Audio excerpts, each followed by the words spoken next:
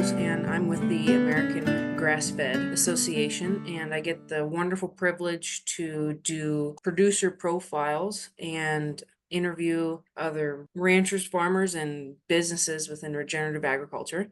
And today I'm with Jeanette and Allison. They are with the Livestock Conservancy, and I'll let you guys fully explain what that is. And I guess to start, before we get into the meat of what that is, can you each introduce yourselves and then kind of just give me a brief background of where you're from and how you got involved with the Livestock Conservancy? Jeanette, you want to start off? Sure. So my path was not exactly a direct path to the Conservancy. In my previous life, I was a professional zookeeper, and one of the areas that I was in charge of was the Heritage Breeds Farm. So I get to work with a lot of different rare breeds that are on the conservation priority list. When I retired, I still wanted to work with animals, and it was at that time I started working at a SVF Foundation in Newport, Rhode Island, which was a program for collecting germplasm from rare breeds of ruminants.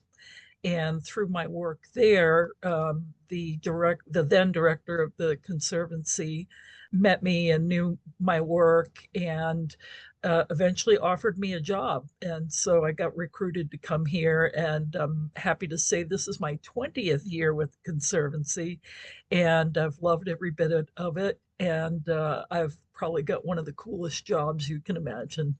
So I'm a senior program manager, and I do all kinds of things from, field work to technical writing to helping to develop markets for producers to find buyers for their products and services. And I'm happy to be here. Awesome.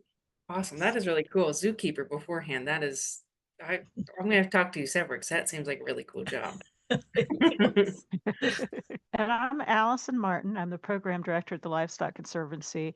I joined the Conservancy in 2011, and my background, I've been around farming and agriculture and so on my entire life. I was trained in genetics and breeding, which has come in really handy working for a conservation organization.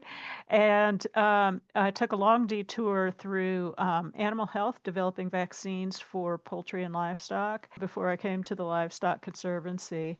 And here, my role is one of, kind of keeping an eye on the big picture, making sure all the programs stay on the rails, looking at the future and what future directions we're heading in, what trends are impacting farmers and their animals, and what we can do to make sure that the people who steward these rare breeds are able to make a living at it and succeed, because in order for the breeds to succeed, they've got to have farmers that succeed. Awesome. Okay. So both of you have background in agriculture. Well, and before I guess I launch into questions on, which I'm fascinated to hear about heritage breeds themselves. So from what I understand, and correct me if I'm wrong, the Livestock Conservancy, you guys track and monitor the heritage breeds, and you're in touch with different breed associations. Is that correct? Right, exactly. Yeah. So we track and monitor the heritage breeds. We work with and support the breed associations. And of course, the breed associations would be the organizations and sometimes clubs too that work with individual breeds to really promote them, to support their breeders. In the case of livestock, they usually maintain the registry and all of those activities. And so then the Livestock Conservancy works with those partners, but we also work with other partners in sustainable and regenerative agriculture, particularly, and in mainstream agriculture, to promote the heritage breeds and their role on today's farms and ranches. Awesome. You guys cover a wide bandwidth of We do. tasks. So what would you classify, what exactly is a heritage breed? And then out of lack of knowledge on my own part, what would be the breeds? What are the names of those? Some examples, I guess. Well, some of the breeds you'd probably be familiar with, like the shorthorn. The Now there are two kinds of shorthorns. There's the beef shorthorn that has influences from other breeds, but the shorthorn that we work with is the original dual purpose shorthorn. They're called, some people call them milking shorthorns, some call them heritage shorthorns, but genetically they're the original shorthorn, which of course, is one of the most influential cattle breeds in agricultural history. And that we're getting, this close to losing them would really be a tragedy. And, their numbers are doing okay, but their influence and their importance can't be overstated. Another one is, like red poles. Red poles are a wonderful breed, especially for grass-based operations. The challenge with some of these breeds as it pertains to grass-fed is to, when you're sourcing them, to be sure that these are animals that have been grass-fed, because sometimes these breeds that come out of the Midwest in particular have been corn-fed. And over generations, you can actually lose the ability to thrive and fatten on just grass with no grain supplementation. So that's something I tell a lot of people when they're getting into the heritage breed cattle, is know a bit about the background. Others you might not have heard of would be like Piney Woods or Florida Cracker. Those are Spanish cattle that have been there for hundreds of years, and they're superbly adapted to life in the deep South, in places where other cattle breeds would really suffer. So that's just a few of the breeds. The great thing about the breeds we work with is there's such a diversity, and depending upon your situation, there could be a cattle breed that's really well suited for what you're doing. Like if you have operation up in Montana, and you've got every single carnivore under the sun looking to eat your calves, you could get something like ancient white park cattle, and they're not a beginner's cow, but they are superb at protecting their babies. They basically surround the babies like muskox, and God help the bear or lion that tries to go after the babies. And that's useful because it saves the babies, but it also keeps the ranchers from having to take care of a predator, because the cows can take care of themselves. And so that's a great thing to have. But that wouldn't be a beginner's cow, because that cow, as the old timers put it, would eat your lunch if you didn't know what you were doing. So, so there are cattle for, different kinds of situations, different climate situations. And then you have some that'll do great in most environments. So, just understanding the cow's story. We have people here in North Carolina that keep belted Galloway cattle. What in the world would you have a double coated cow in a hot climate? Those, yes, they're pretty, but they have to be under misters all day to be comfortable this summer. So you want to research your breed and understand its history, what it was meant to do, what kind of environment it was meant to thrive in. And if you're living in a particularly challenging place, there could be a heritage breed out there that's perfectly adapted to your situation and would make your life a lot easier, as opposed to commercial cattle. Right. And not just cattle, because, when we talk grazing, the work of the Livestock Conservancy covers all the species, so we're talking sheep and goats, something like the St. Croix sheep. They've really gotten to be very popular for meat production in the South because of their parasite tolerance, for example. So sheep, goats, pigs, poultry. So yeah, we cover all the bases. Horses too, horses and Okay. donkeys. Really? Okay. And so then to be classified as a heritage breed, does it have to have been within the United States since a certain time frame? Like, I guess what classifies one as a heritage breed? Yeah, so heritage breed, is sort of a generic term of breeds that have been with us a long time, and that go way back. But the breeds that the Livestock Conservancy works with specifically, and we have what's called our conservation priority list, and we work specifically with the breeds that are endangered. So it's a slight difference, in context. They generically, most of them, they're called heritage breeds, but but in the context of them being now rare, that's a whole nother thing because now we're talking about biodiversity and the fact that the genetics that are represented in some of these breeds could disappear altogether if it weren't for the farmers and ranchers that are raising them and putting them to work, and putting them to use and preserving that. Okay. So how would you say that, I guess for anyone that's listening, how would heritage breeds fit in today's farms and ranches? And then to break that down further, would you say that they really are only or should only be grass-based? Well, I think that today grass-based makes the most sense financially because you're not, paying for grain.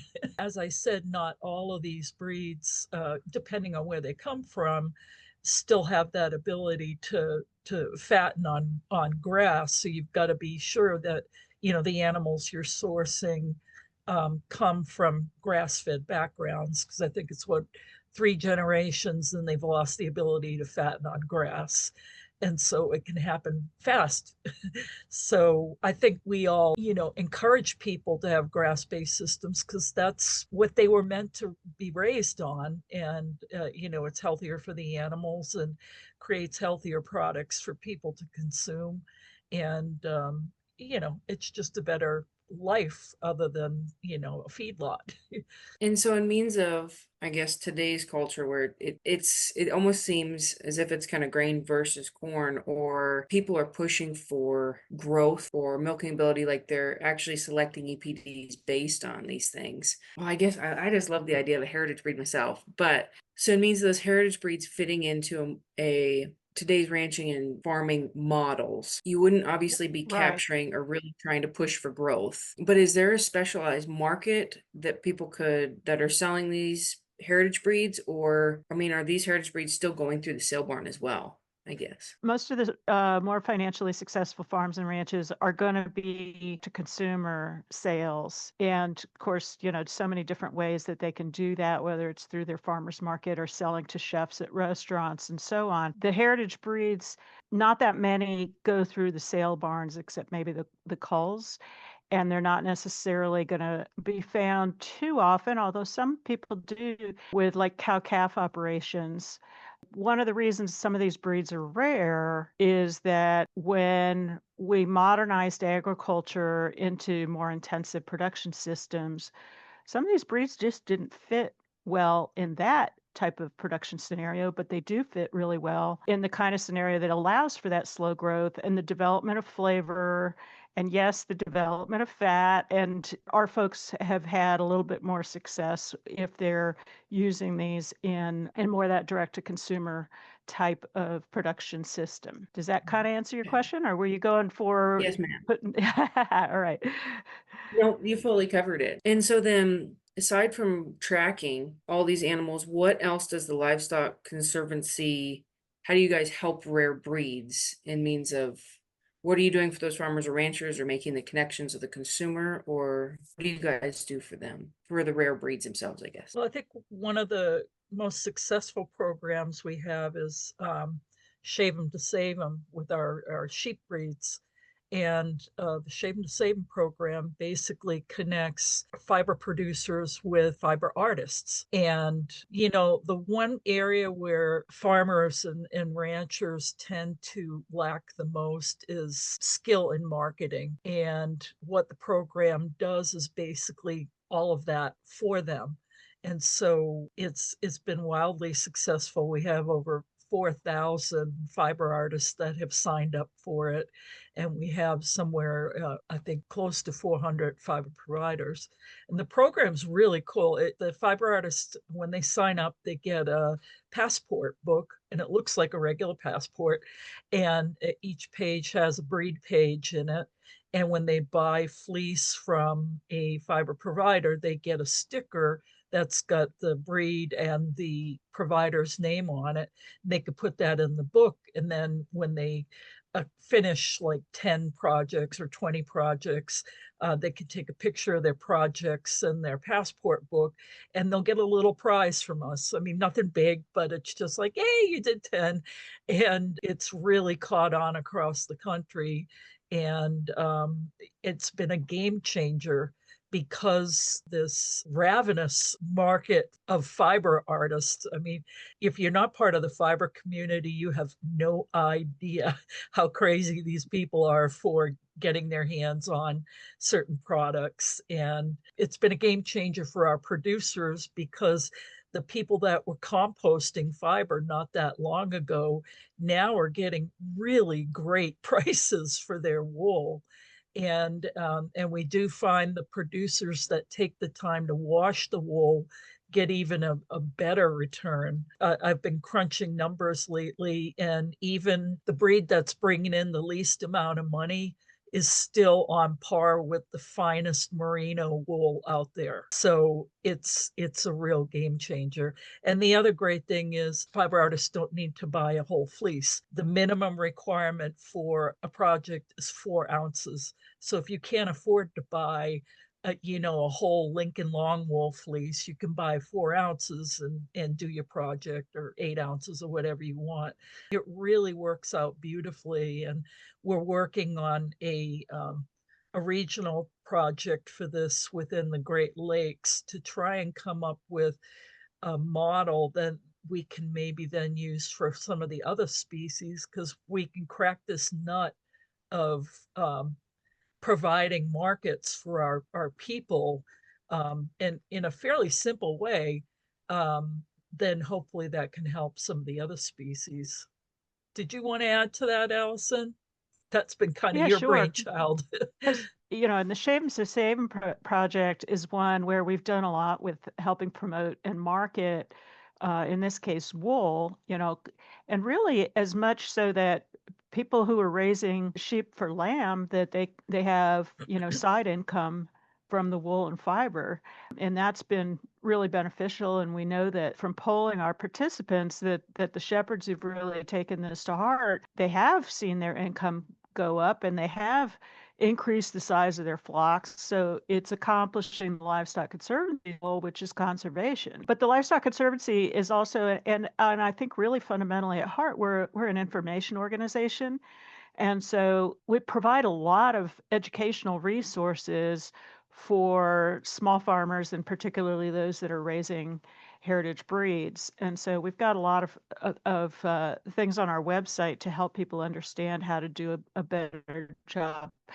Example with just, to stick with shade and some, is we've got a lot of information on our webpage that helps them learn how to wash their fleece before they shear, or learn more about how to contact a shearer and how to prepare their animals before they are shorn, and all those kinds of things, even down to some thoughts on better methods of packaging their wool so that it'll be more attractive and get a better price, things like that.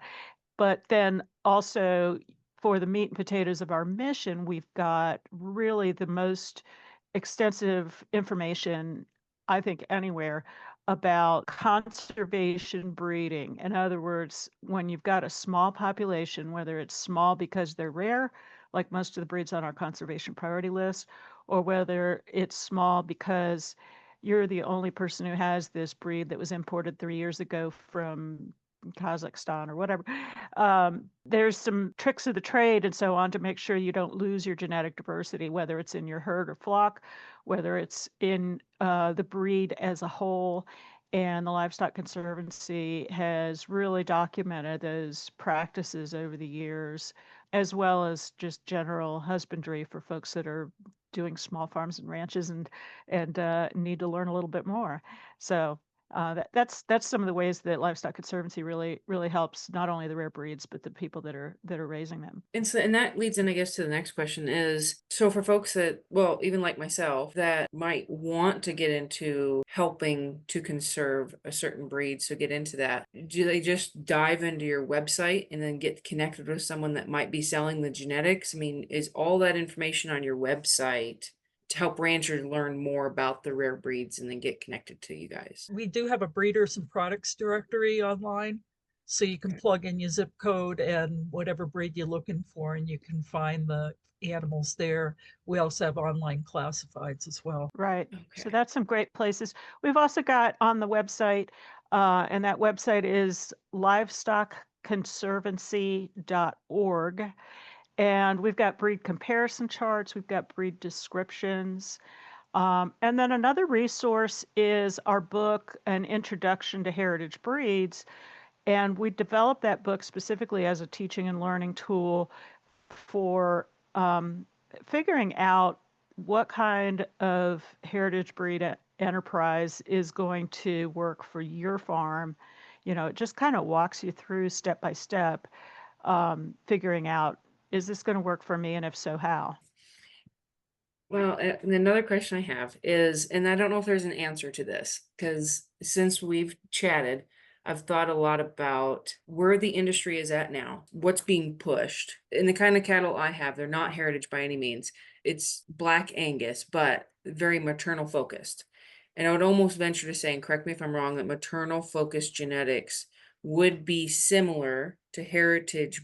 Now, by no means rare, but the heritage breeds in that they're grass based, they have to live on the land, they have to survive in the environment they're in. Would you say at least that's a linking between kind of the modern push to a heritage breed? Would that be a similarity? Yeah, it's similar in that, like you say, you know, a lot of the heritage breeds, a medium frame, you're going to be looking at maternal traits, you're going to be looking at longevity, hardiness. These are not necessarily pampered animals and all that kind of thing. And so for somebody like you who's already working with maternal strain of Black Angus, that's a little bit more on that side, like you're saying, it would be maybe a shorter leap to a heritage breed than it might be for somebody who's focused on, you know, large frame fast production, if that makes sense.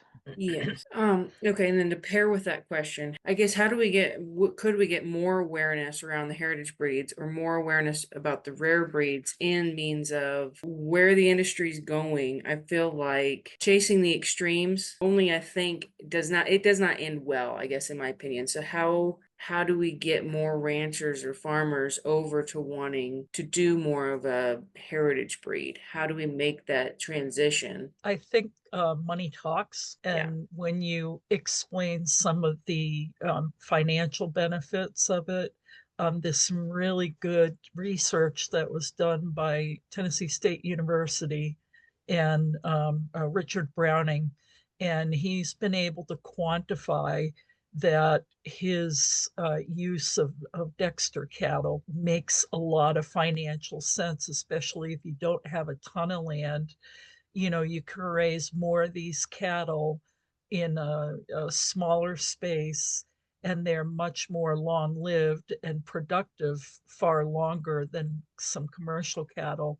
So if you look at it for the long term, your profit can actually be better utilizing a cow like that rather than a big framed animal that grows fast. And I think that more of that kind of research needs to happen.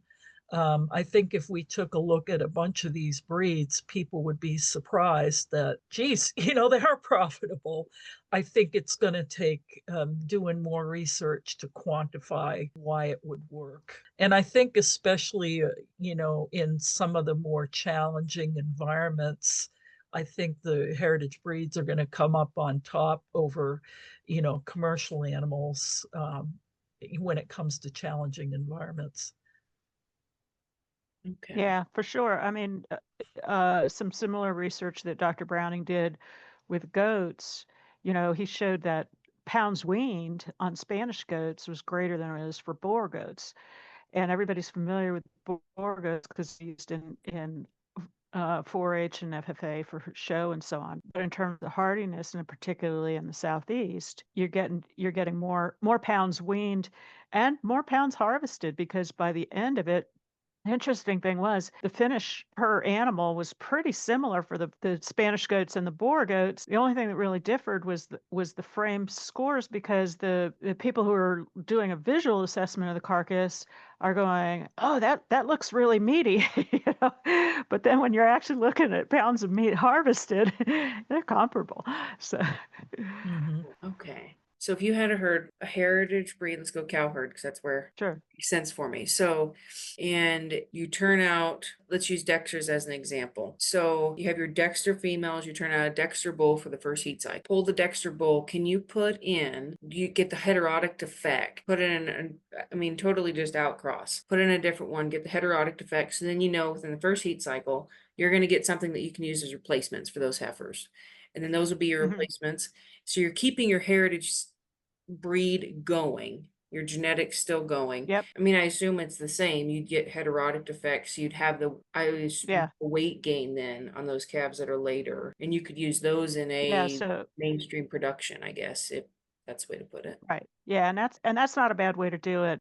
For people that want to do crossbreeding, to take advantage of that, and to take advantage of the market of having those crossbred calves or sheep or goats, it all works the same. It's pretty close to what I recommend, which is, like you say, you want to reproduce the mamas in the first couple cycles, and you've got the advantage of maybe pulling a little bit of a smaller calf in those first couple cycles when she's breeding purebred.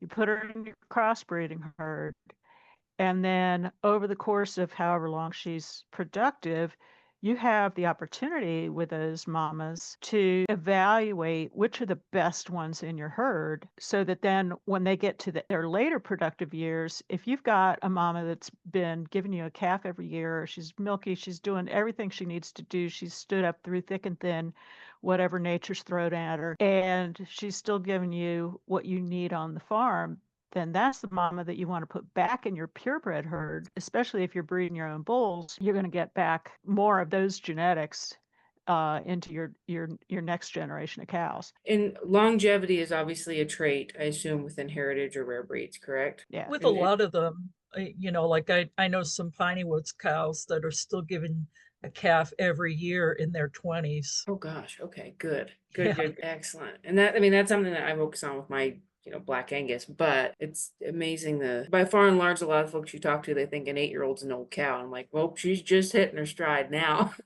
Yeah. Well, is there anything else? And I know we have more conversations down the road that we're going to dig into some other topics.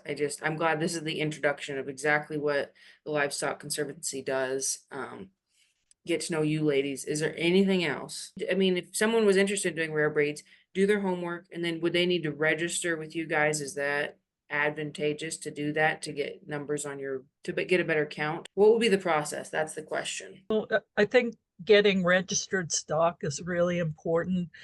We hold a bunch of registries, but not for all of them. There are separate registries for many of the breeds that we work with. But buying registered stock is really important, because if someone says it's registerable and then you buy it and then realize, oh, it can't go in, then you've just spent a ton of money on an animal that you can't get registered.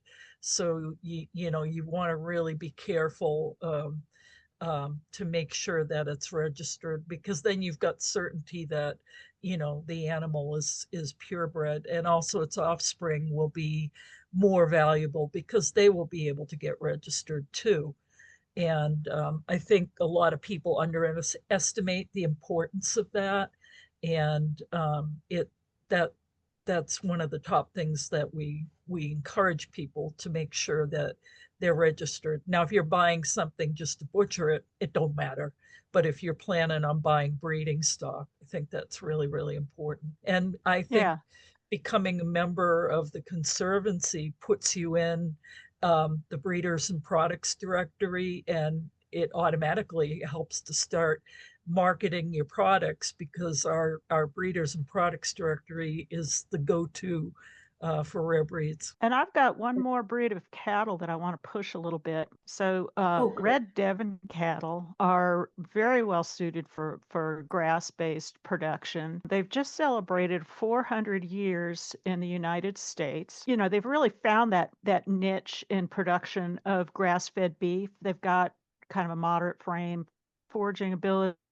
The dams are real milky, and they gain real efficiently on grass. So despite those really excellent characteristics, they're still classified on the Livestock Conservancy's list as rare, but they're getting close to a stage that we call graduation, which is when we no longer consider them rare. So there's red Devon in the United States. There's significant populations in India and Australia and Brazil. And our threshold, our criteria for graduating a breed from the conservation priority list is when they reach 25,000 registered breeding animals. That's, live, not not not ever.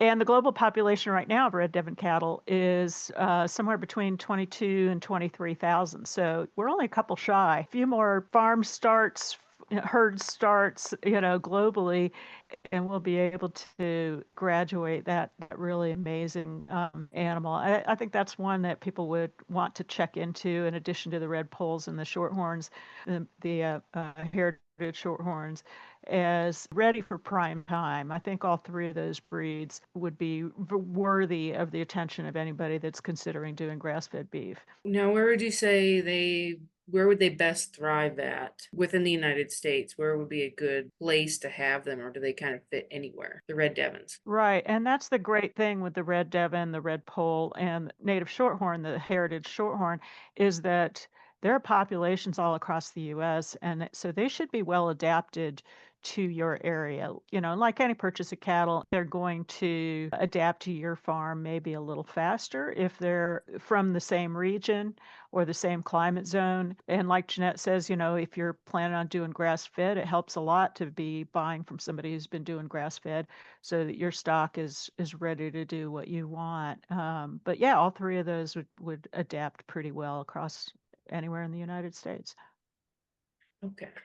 Okay. Excellent. And I asked that just because I'm in a semi-arid environment with a lot of snow. So, Right. I mean, not as much as North Dakota by any means, but Yeah, enough that I wouldn't want you to got to be bring up aware of that and looking for it. Yeah. dramas.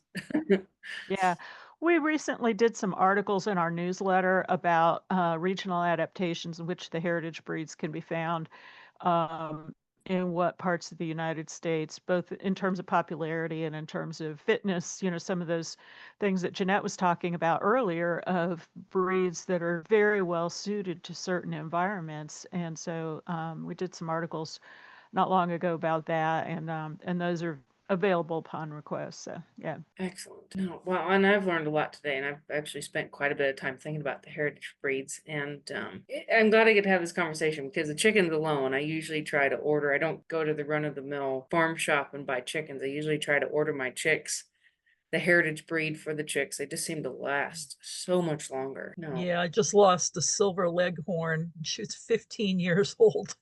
Oh my gosh.